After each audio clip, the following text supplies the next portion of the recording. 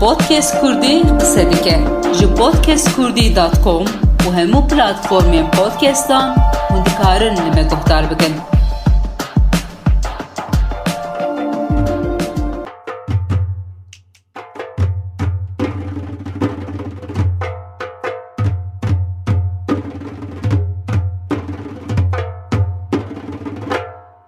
جیان و جیهانا مروان خودی ریتمکیه و ریتما جیانا هر کسکی جی جودایه. جخواه روز و شوین مجی هر دو هندوری ریتمکی ده دبوره. دم باش گوهدارین هیجا. از نوجین önن. دوی خلقا پودکستا من ده میوانا من پرکسیونیست و آمورژن دیلان یشیل یاپراکه. او جستوریا نافچه میردینه. لستنبولی دجی پروردهیا دربکی لآتوگیا خود ده.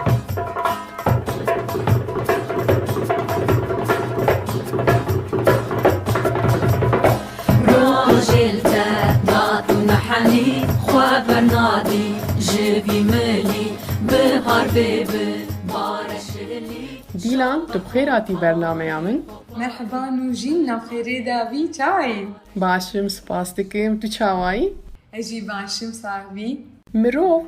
زاروکاتی یک چاوا در باس بکه او یک دبه سدما بریارین مزن یه جیانا بروف بیامن. ده زاروکاتی یک چاوا در باس کر چه بو سدم ده بری خدا موزیکی؟ هلبت زاروکتیا مرف تشتنك تجربه نما تيسيري لترجيح نما بريارا نما دكه ادبيم تيسيري هلبجارتنا موزيكي جي تسرجيانا مدا كريالي آنها قاواز لسروي برسي دفكرم تشتك بالتايبات تاني افتشتي بيرامن ادبيم موزيك يعني هنرين حمو جورين هنري وكي ريكي خداينا فهم كرني خوانينا زمانه ولو ما اجي جبونيكو خو بدم فهم كرن جبونيكو دنگي من بيتر بيبيستن تشتينكو ادخوازم بيجم بيتر تيسير الجباتي بكن واز بيتر خويابم لو ما تيسيرك بلو تشيكريه ومن موزيكي هلبجارتي ادبيم جبر فيسته دبيه ده پروردهی یک چاوا دید جبو آمورین پرکسیونی دل مصری جیز باورم پروردهی دیه یعنی اف بیواجو یا پروردهی یا تتکارج مرا بحثاوی بکه من المصري پروردهی دی بله ليه من لقلك جين پروردهی ديتي لسريتيمه قاوا زارو بوم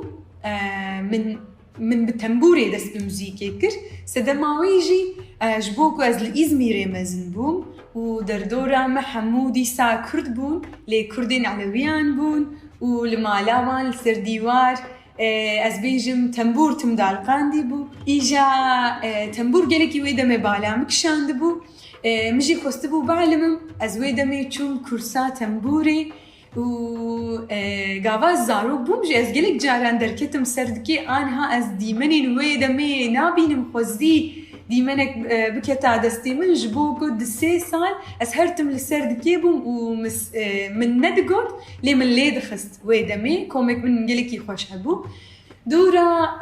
از نكسكي أوقاسي كبار از بیجم آنها از دکنم و بکباری بانتشتانه دبیجم لی از نکبار و نازنین و موقعسی تنبور وقت پر انسترومانیک نازنین هات برجعوی من از هنکی دن اگریسیف حشک و گوتنین من هنکی توشتر بون مدگو از بتنبورین نگارم اف گوتنین کجد الإيمة در باست بن بیجم ایجا لوما من ويدمي يعني از ليجيرينك دابون جخوا من رتيمه هالبجارت رتيم بالا مكشات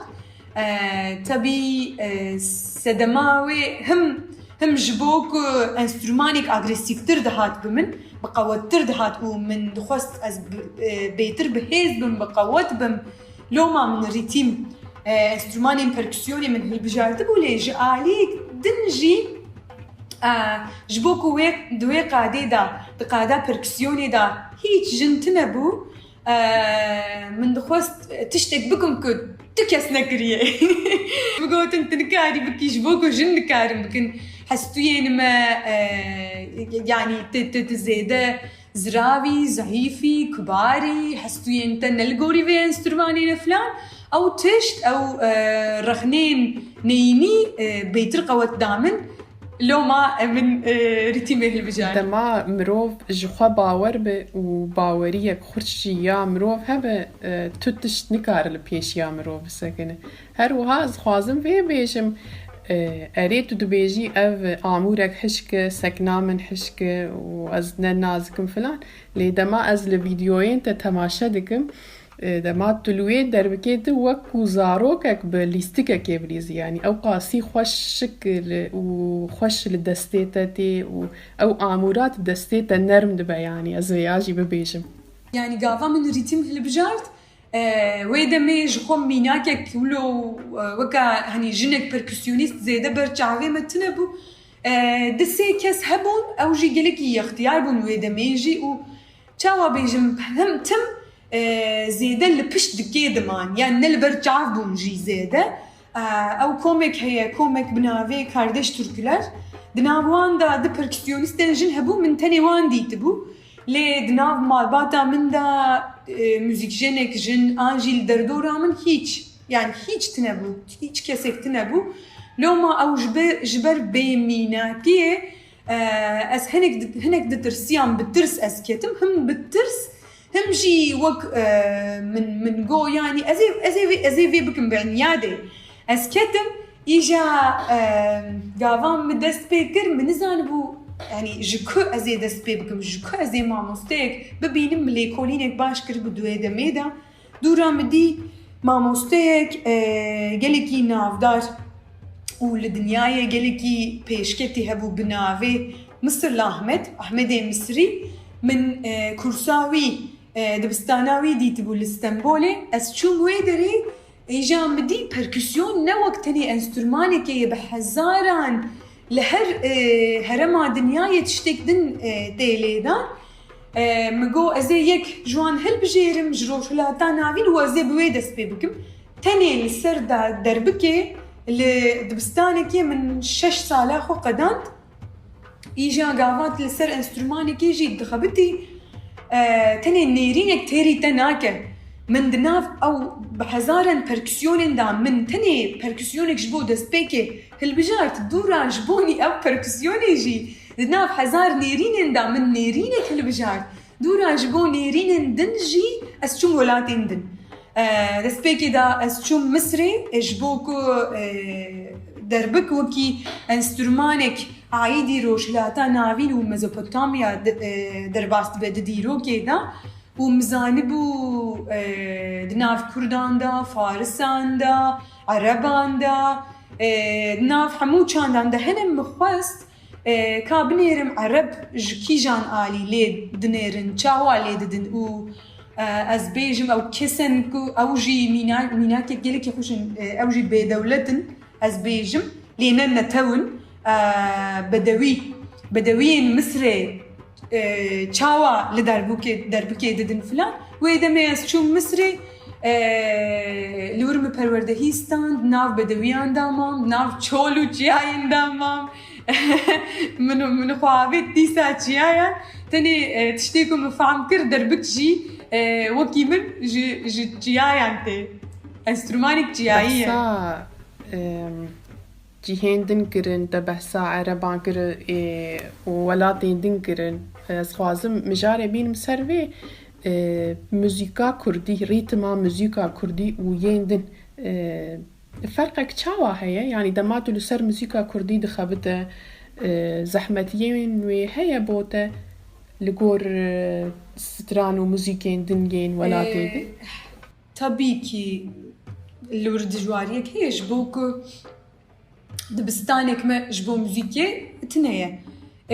ارشيفك ما هي لي يعني هنوبنو ام هيدي توب دكن او قيدين راديوين ريفاني فلان ام ددن برهف اجترا بيجم وكي ليتراتورك وكي ميثودولوجيك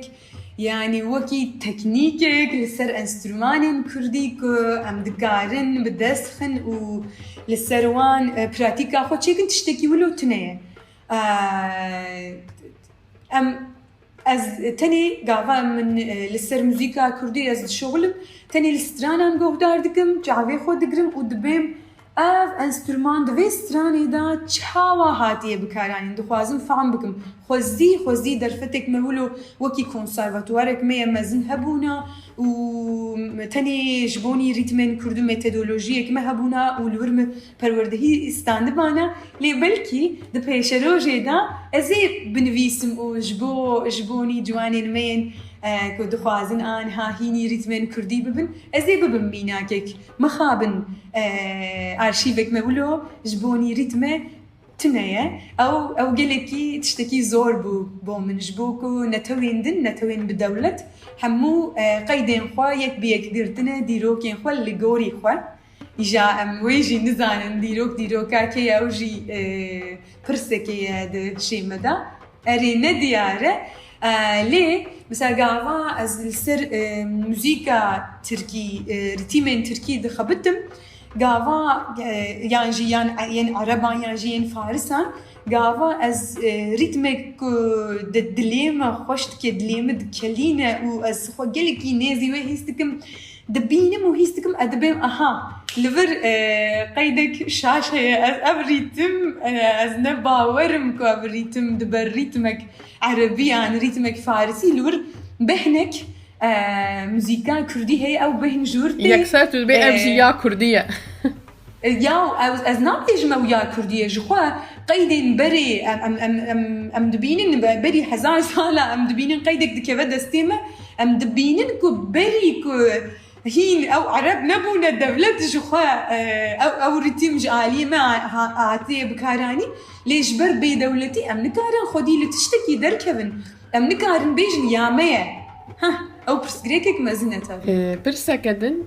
د لیتەراتورا موزیکێدا دەبێژن ریتم بنگەها موزیکیە هەروها نەتەنێ د موزیکێدا د بنگەها ژیانی دەژی ریتمەک هەیە دو لە سەر vê fikrê çi difikirî gelo erê ev gelekî rast e û di nav civatê de jî bûye wekî modayek trendek herkes dibêje rîtma min wilo ye rîtma nizanim çi wilo ye bi rastî rîtma gelek tiştî heye lê herkes ew xas li ser vê axiviye loma ez hinekî ticarî dibînim û xwe dûrî vê axaftinê dixim lê ez jî dikarim bêjim lê karê te jî rîtîm e belê wilo ye loma ez ê hinkî bi hesabê bikim çawa dilê me qelbê me xwedî rîtmekê ye vegerandina dinyayê derdora tav wekî xwedî rîtmekê yan digerdûnê de her tişt xwedî rîtmekê ye tabî rîtmeka me jî heye û însan ji bonî ku jiyana xwe xweştir bikin xweştir bidomînin hay ji rîtmên xwe laşên xwe mêjiyên xwe bibin هینبوونا ریتیمێ وەکی ئەنسترومانێکێ خۆنێزی بوونێ دبینن و تێنجەم من ji بۆنی vêjî gelek dixwazin hînî ritîmê bibin ev bi rastî ev tişt rast e yani ez aniha li xwe dinêrim dibêm li gorî însanên din ez di rêda ji wan xweştir dimeşim belkî dikarim birevçûna min ji wan xweştir e baştir e yani ez gavê rêveçûna te jî de rîtmek heye tabî rîtme yani bizanebûnê ez gavê xwe davêjim belkî yani hinek bizanebûn hinek jî bê zanebûn diçe erê saeta te xweş îcar ez mijarê bînim ser pirsgirêkên di muzîka Kurdî stranbêj û muzîkşen û amûrjenên ku bi pirsgirêkan rû bi rû dimînin di hevpeyvînek xwe de te behsa xeyalek xwe kiriye tu dixwazî komekê ava bikî û bi wan re li festîvalên cîhanê bigere bo vê derfeta te heye gelo dema em li stranbêj muzîkşen û amûrjenê Kurd dinerin ji ber bêderfetbûnê gelek xeyalên wan nîvço dimînin tu çawa bi pirsgirêkên wiha rû bi rû dimîn tu çawa pirsgirêkên xwe yî bi vê şiklî çareser dike em ji kîjan آلی هرن دیسا امتین پولیتیک بونا حبونا ما لو ما قاوا ام بحثا بدرفت بونه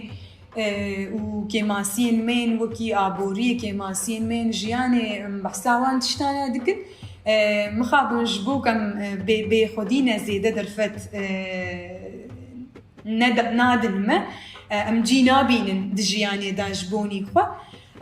التبي او راستيه كيماسين ما قال كي راستيه كم مزنه ام جبر دس بيبكن يعني استوديو تنن دك تنن فيستيفالين من نقلكن برودكسيونين ما كيمن يعني قالك كيماسين ما هنا اللي استمد بيجم عنها اللي فرجي ادخازم دوباره بكم از انسانك نه غازن كرم زيده از غازنا ناكم از بحثات تشتين كو ندستي من دانا از زيده ناكم از الدرفتي خد نيرم وحياكش دستي متي زوري ددم جبوك خيالي خوا هني تيكم فلان خيالي من قلكن خيالي هنرمندين كرد قلكن أنا تجكي جاني ببرسي بساعتان بحسا خيالي خوش دربكه خيالي مجي بيكانينا كومكي هني جنان بيكتي تشيكرنا كومكي وقرينا الحمود دنياي أو كسنك هين سر هبونا ما نقاشي دكن نشان دانا وانكو ام تشاوا خودي موزيكي كي دولمندن خودي موزيكي كي خوشن ادخوازم او دولمند بوني البرجع في وان نشان بدم فلان جبوني في از هيدي قافين خطا فيجم ابيكي از تشدكم جبوني في از بحساوان جيبكم از بيجم اشترى من اتوليك آوا كريه لإسطنبولي از كارجيهك من هي از آنها لفر هم هيني ريتمن نودبم هم شاگردين خوا هيني ريتمن نودكم جبوني بيشكتنا منا وكي موزيك جنكي از ليكولين دكم دكرم دتشم ولاتين دن هيني ريتمن نودبم قاوا كسك بياني جدرفتي از جاو كسي يعني برسين دكم الريتمين وان الريتمين وان الشغلم يعني هركو هم خوجي بيش دخم هم كسين دردورا خوجي بيش دخم وكومك آوا دكم كومبوزيسيون نوچه دكم دناوان ده هم ريتمين دنياي همو هرمين دنياي هم جي ريتمين كردي تيد هنا وكي سنتيزك خوش بسندزك خوش از كومبوزيسيونك آوا دكم ليه أنا كارم بيجم مثلا أنا ها بيجي دي لأن أصدر فتك زي بدمته كهر تشتيت حاضرة تدقاري أنا ها بيشكشي مبكي نا هين وقت جلكة از جلكي بالصبر مش بوك از دخوازم تشتكي خوش درخم هولي هيدي قاوين خوتا بيجم هم جالي عبورية بري خوا درفتين خوا بيشتر دخم هم جي جالي آگاهين وكي موزيك جنكي آگاهين موزيكي رو توركي خود تجدكم وجبو فيجي قافين خوتا فيجم حتى دوان روجا دا بلانك منو لو هي ادخوازم فيجي بينم زمان ادخوازم السر ريتمين بركسيونين لاتيني بشغلم بخبطم جبوني في بلانا من تشوينا كوباية ازي هرموي دري قدرا سيمها ازي الور بمينم والور هيني ريتمن لاتيني ببم او تشاوا بيجمنيزيك بونا ريتمن كردي ولاتيني دا ادخوازم وكي بركي تشيكم والسروي بريجي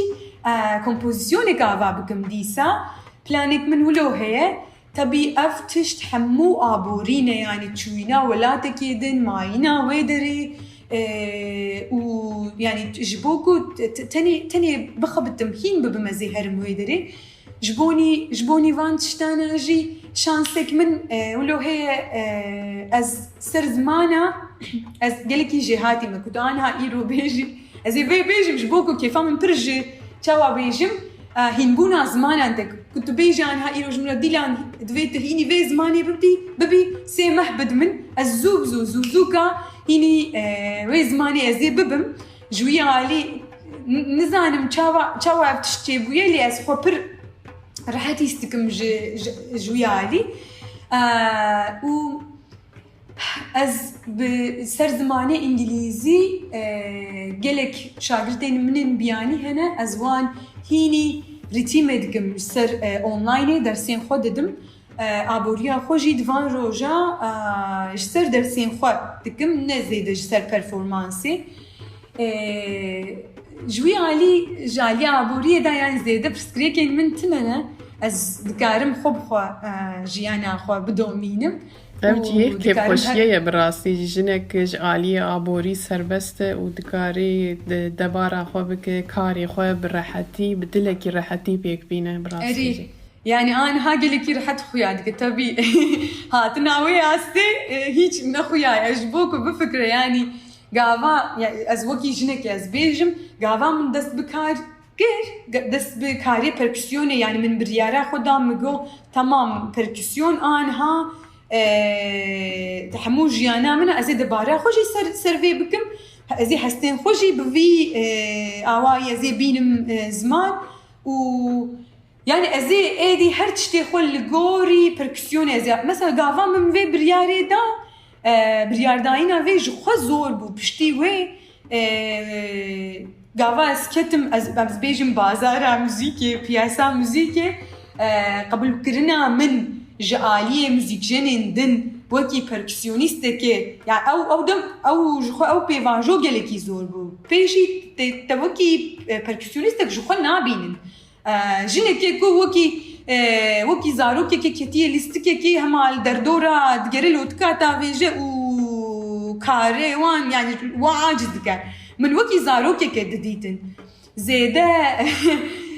يعني جبوكم ميناكك جن تنبو وكي يعني بركسيونيستك جن لو ما دقوتن قي النكارم دقوتن قي نح تأف بيواجو چاوا در باسكري يعني تأف هشمندي چاوا شرع يعني جيانا مش نافازم دراماتيزه بكملي شرع يعني حياكو اسخو بدم قبول كرن بري زايندا من بسكنة من وبكاريكو أزدكم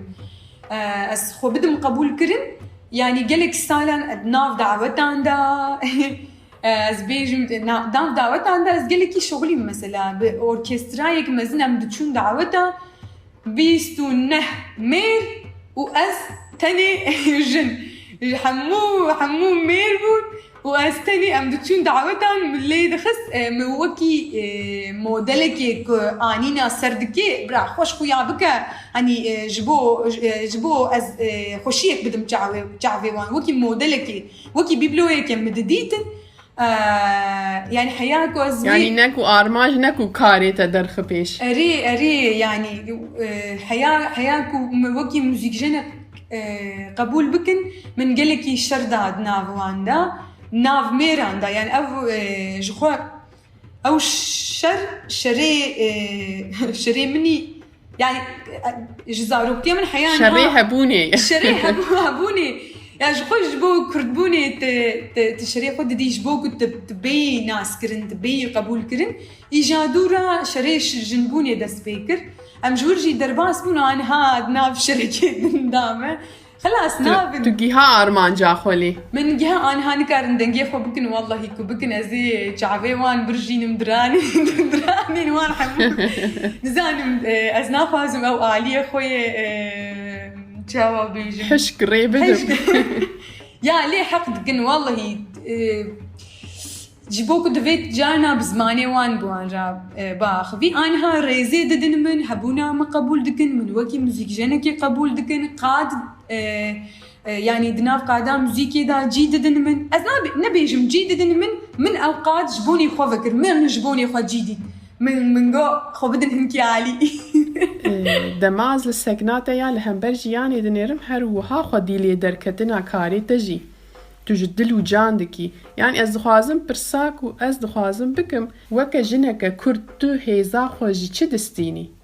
بيامن دفيجن هيزا خو جخوا بستين يعني بشتا خو نسبير تو كسيدن عين وكي تاقو از هيزا خوا جخوا ديلان بوني دستينم لي هياكو من ديلاني ناسكر هنجي از لسر خواد شغلم يعني لسر هبونا خواد شغل هنجي دلي قرينا كده يعني هري اللي قرينا كده ما وهيدي نزيكي خود بم يا جلك أذكارم بيجم وكي هنبونا كرمانجي قافك جلكي مزنبو جبوني كواس خناس بكم نيزي خوببم أو دم باش تبيرامن قافا بشتيكو بزوري ام كوتش كرن قافا زاروكم بزوري ام كوتش كرن ام جي كردستاني رفيان ام هاتن روجاوايا تركي بمجبوري لو ما از لور مزنبوم دورا قافا از بقريام چوم كردستاني اوجي جبوني نزيك بونا ديلاني قافك قلكي مزنبو بومن اوجي هيك جبيرا من هاتش قافا من دسب موزيكي كر وكي زمانكي من موزيكي بكاراني اوجي قافك بو يعني ولو قافك من قلك قافا فيتش بو نيزي خبب قافا از نيزي خبوم جي من ديلاني ناس كرجي من ديلاني وكي ديلاني قبول كر ومقلك يجي حسكر مدي تخاس بقوتا بهيزا دورا نج تشتين دن ج برسكريكين من تراماين منين بري من قوتها خوا جخوا جسكنا خوا ما ستاندو انها هينجي ولودكم يعني كيفام قالك يجدي لاني تنا برا ما باشا قوتها وي انرجيها كود دمن تيري مدكه دیلان yeşil yaprak duhaze بكيجان هنرمندين كرد دركه سردكي افبرسكي قالكي زورج بوك هنرمندين مين هيجا براستي قالكن لي اس خنيزي موزيكا اينور دوان عند بينم و از قالكي دخوازم بير بشغلم و از هيفي دكم افتشت بقومجي يعني دلي من داولو درباست به جبوكو اوجي هم ولات دقره هم جي هم موزيكا خو هم جي موزيكا ما بلاو دكه اجي دخوازم بارام دور دا هبه قالكي هيفي دكم دبيش روجا دا ايفي تشيبه جغيني وي بفكرم كيفا من پر زيادة جربا كردي كسين كو من باش ناس تكن كسين دردورا من في باش نانن كي پر از كيفا من جربا كردي تجبوك او جيوك چاوا بيجم سرهلداني كي يعني قافا از قهل موزيكا رابي دكم كي جان ولاتي بفرقناك او اغريسيف بون بهيز بون ديسا از خو نيزيكي وي جوريا موزيكي دكم لو ما دخوازم بالسرحد يعني مروف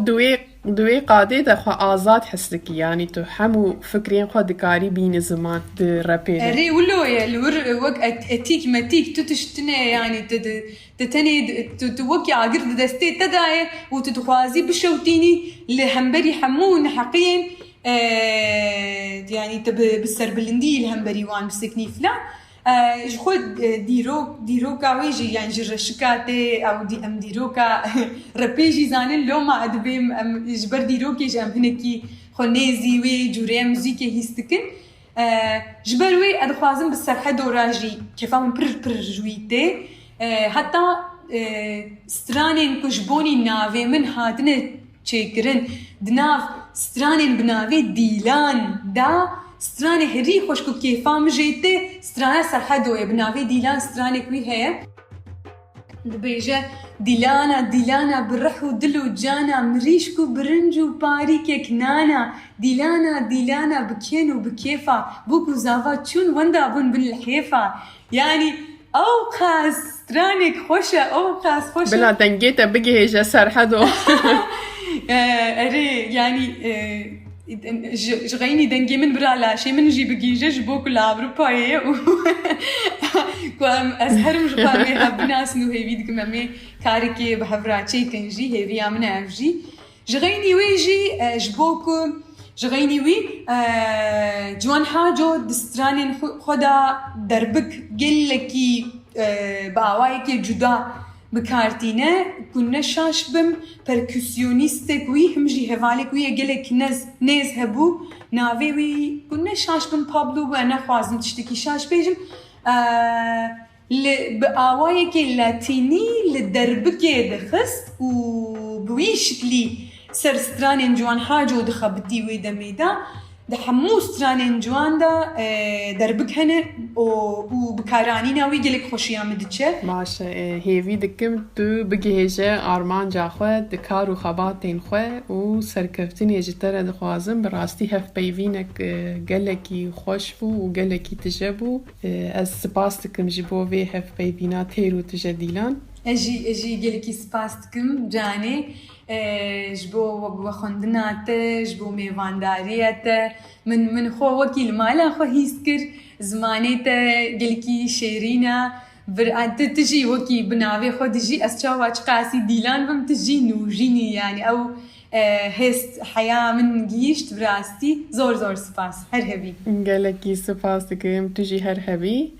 گهدارین هیجا دوی خلقا پودکستا من ده میوانا من پرکسیونیست دیلان yeşil yaprak بو حتی برنامه یکدن بمینن دناف خیر و خوشیه ده